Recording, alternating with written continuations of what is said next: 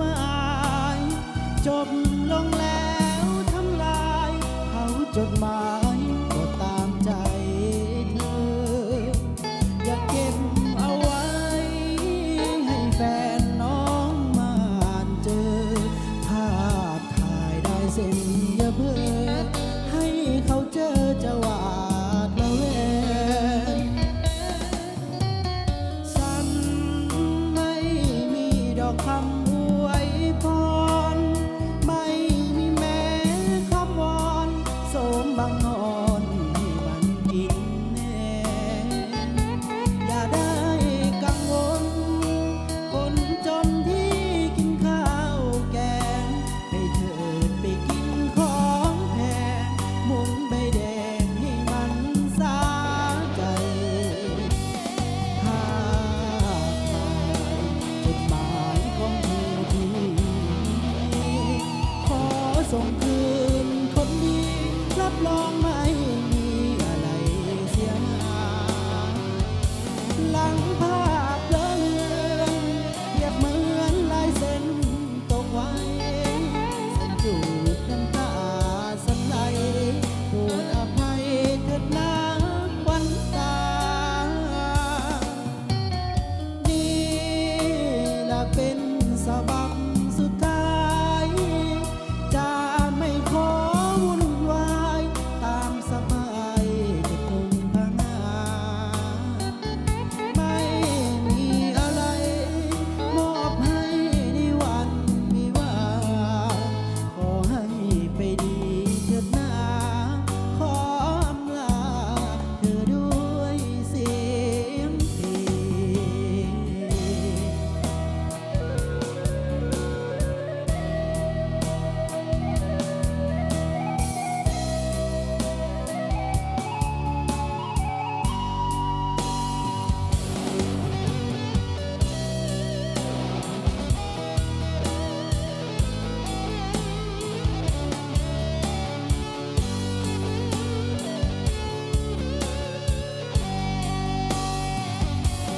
ภาพถ่ายจดหมายของเธอที่ขอส่งคืนคนดีรับรองไม่มีอะไรเสียหายหลังภาพเลือนเปรียบเหมือนลายเส้นตกไว้ฉันจูบน้ำตาสันใดโปรดอภัยเถิดนะควันตา นี่ละเป็นสบับสุดท้ายจะไม่ขอวุ่นวายตามสมัยเถิดลงทางหาไม่มีอะไรมอบให้ในวันวิวาห์ขอให้ไปดีเถิดนะขออำลาเธอด้วยเสียงเพลง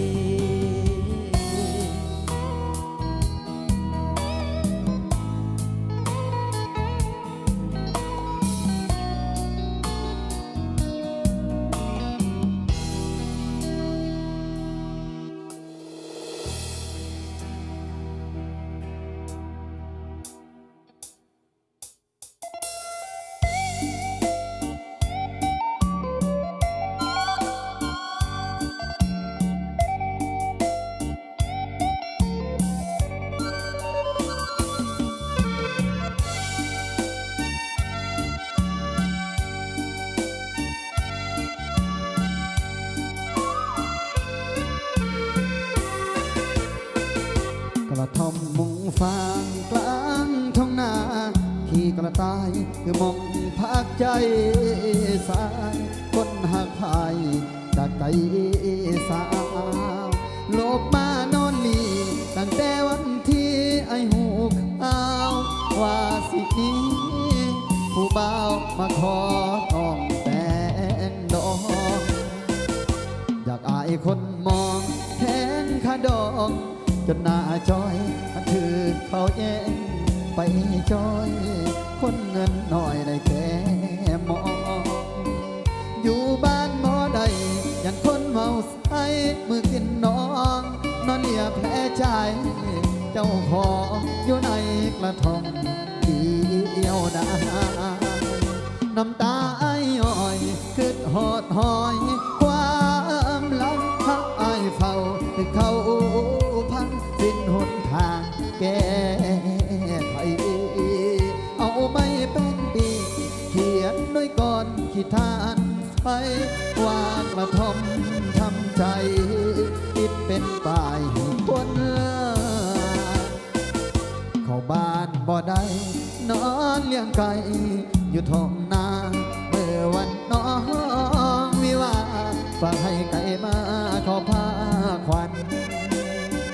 จากวันนี้อายที่ขอเฮ็ดใจ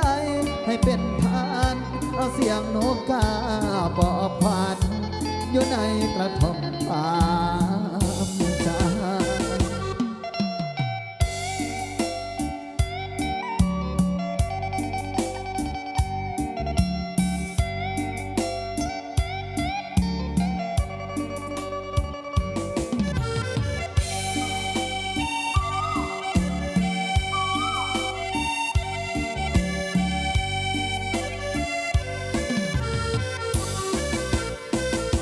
น้ำตาไอ้อ้อยคือหอดหอย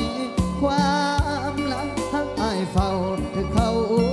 พังสิ้นหนทางแก้ไขเอาไม่เป็นปีเหียนด้วยก่อนที่ทานไปว่ากระทอมทำใจคิดเป็นป่ายคนเข้าบ้านบ่ได้นอนเลี้ยงไก่อยู่ท้องนาเมื่อวันน้องมีว่าฝากให้ไก่มาขอผ้าควันจากวันนี้อายที่คอยเฮ็ดใจให้เป็นทานเอาเสียงนกกาปอบควันอยู่ในกระท่อมทางใจ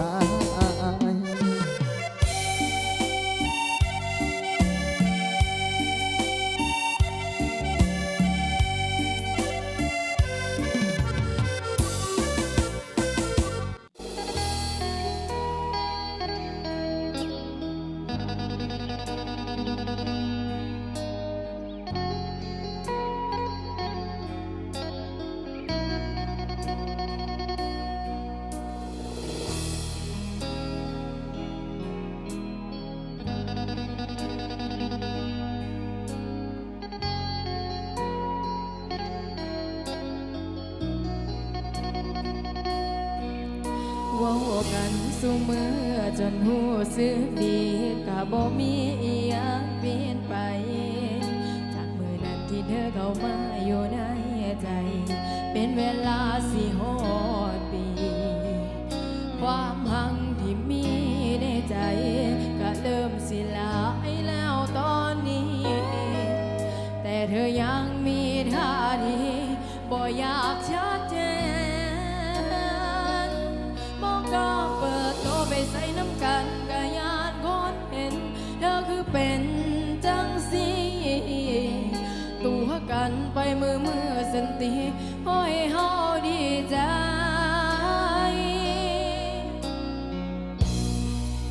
ถ้าเฮาแค่คนคุย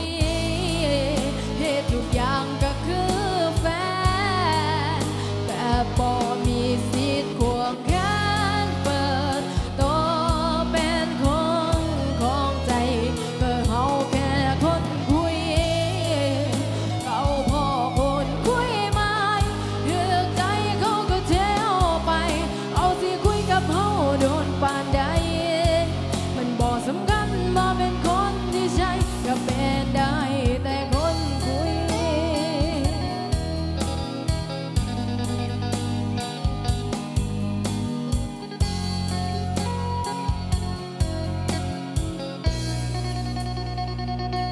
บอกก็เปิดโตไปใส่น้ำกันกะยานคนเห็นเธอคือเป็นจังสีตัวกันไปมือสันปีพอให้เฮาดีใจ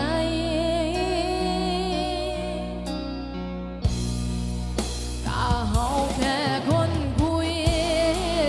เหตุทุกอย่างก็คือแฟนแต่บ่มีสิทธิ์ควงแข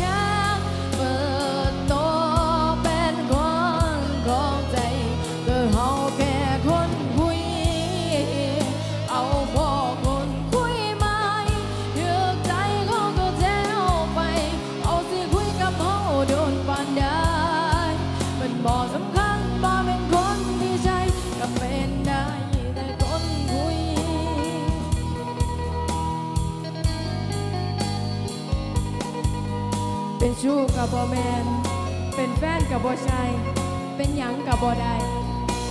เป็นได้แค่คนคุยเด้อ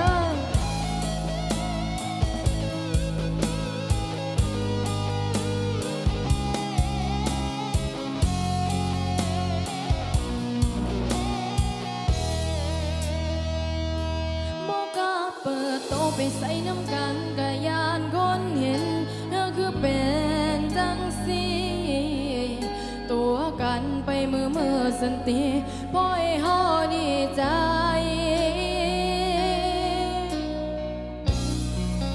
กะเฮาแค่คนคุยเฮ็ดทุกอย่างก็คือแฟนแต่บ่มีสิทธิ์ควงแขนเปิดตัวคนของใจคือเฮาแค่คนคุยเอาว่าคนคุยไม่ถือใจเขาก็เจ้าไปเอาสิคุยกับเฮาโดนปานใดมันบ่สำคัญบ่เป็นคนที่ใจก็เป็นได้แต่คนคุย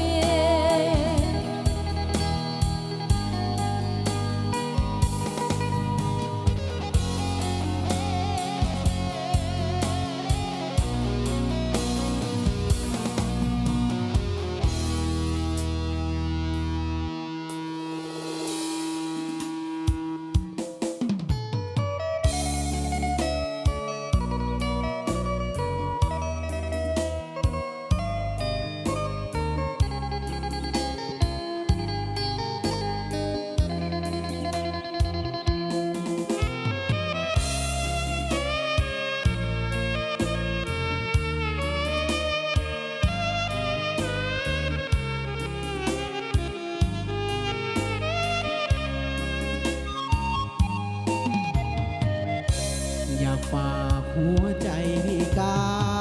มันกินเททอดกระถิน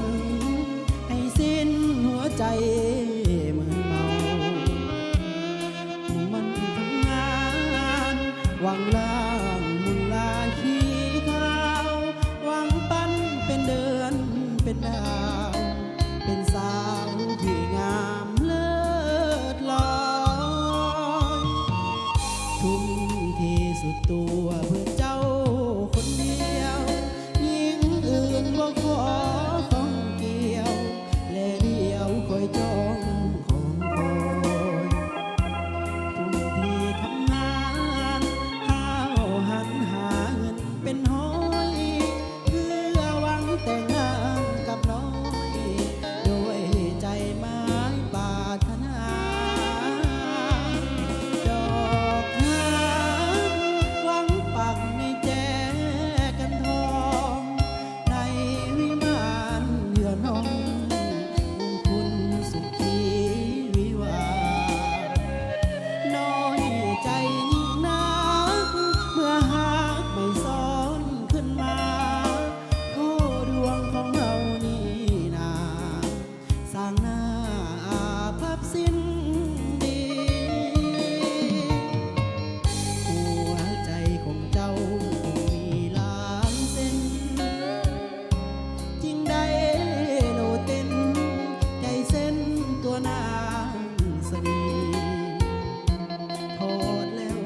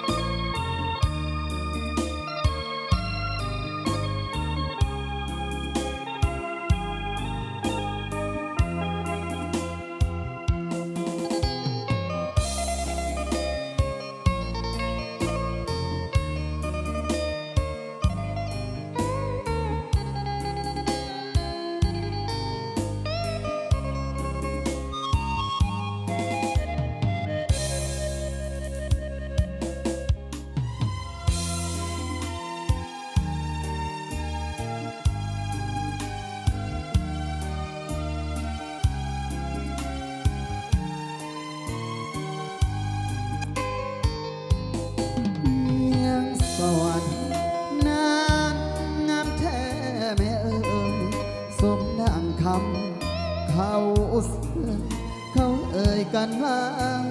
เพียงทองเมื่อยามใดเมฆได้ลอยละลองบ่เห็นหน้านวลน้องแล้วต้องส่วนให้อาวรณ์งามผ่องสี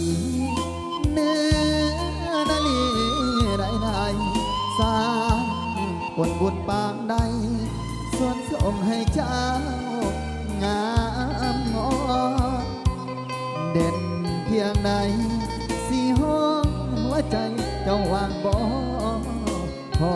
ขาดผู้สองยามนอนแล้วสาวโศกสารนอนน้องเวียงสวรรค์คนดีเจ้า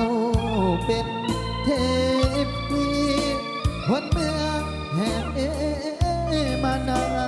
นเนื้อนวลขาวผ่องสองผ่วงแก้มแบ่งบานงามได้บ่ปานยิ้มหวานละเลือนสื่อชายเวียงสวรรค์ป้านเจ้าให้งามเด่นเน้นสายใดได้เห็นเลี้ยวอยากเป็นเพื่อนดวงใจวาสนาจงน้อมนำมาเคียงไกลสมดังดวงใจไฟฟ้าหักหน้าแน่นอน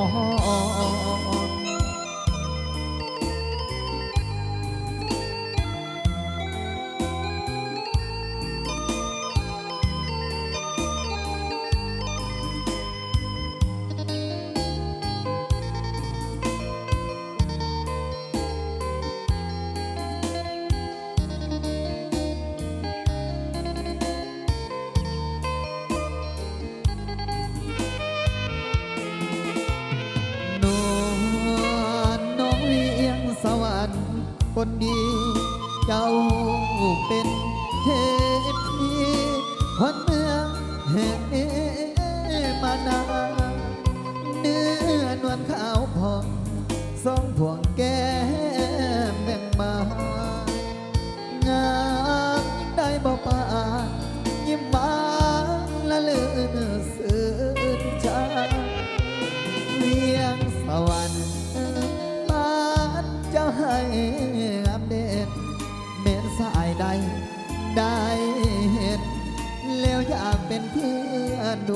วงใจวาสนาจงน้อมนำมาเคียงไกลสมดังดวงใจไฟฟ้าหักนางแน่นอน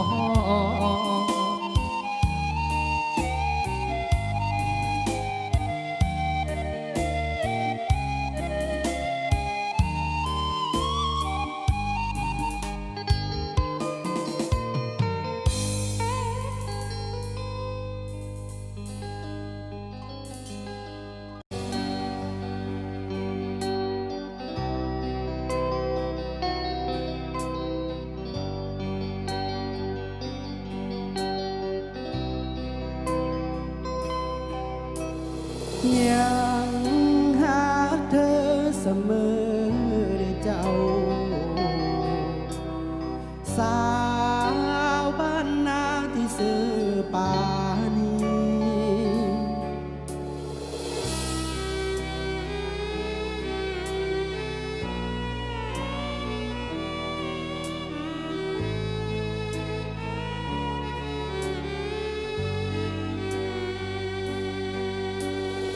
ยัง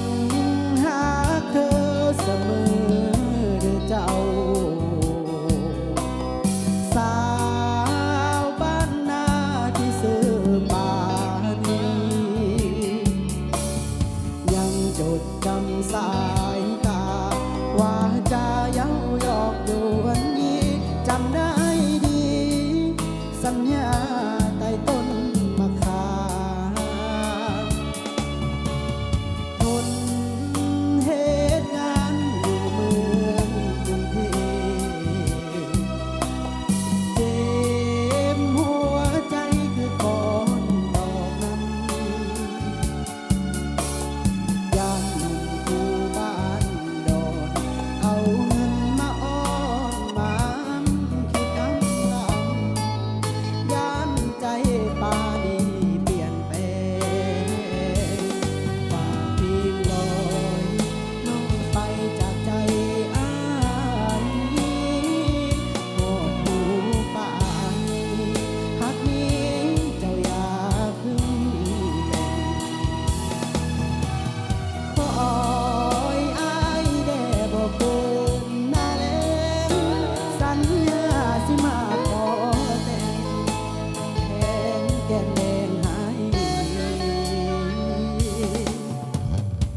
ยัง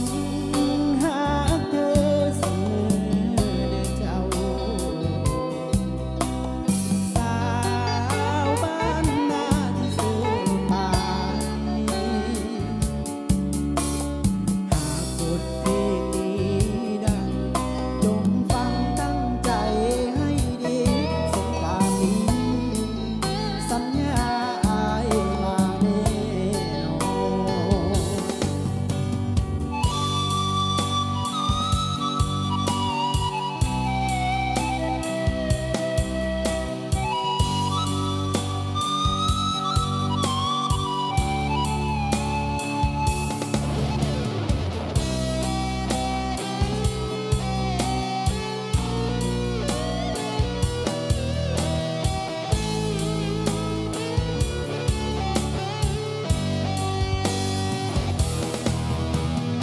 ยังหาเธอเสมอเด้อเจ้าสาวบ้านนาที่ซื่อป่านนี้หากบทเพลงนี้ดังจงฟังตั้งใจให้ดีสงกรานต์นี้สัญญาอายมาแน่นอน ยังหาเธอเสมอเด้อเจ้าสาวบ้านนาที่ซื่อป่านนี้หากบทเพล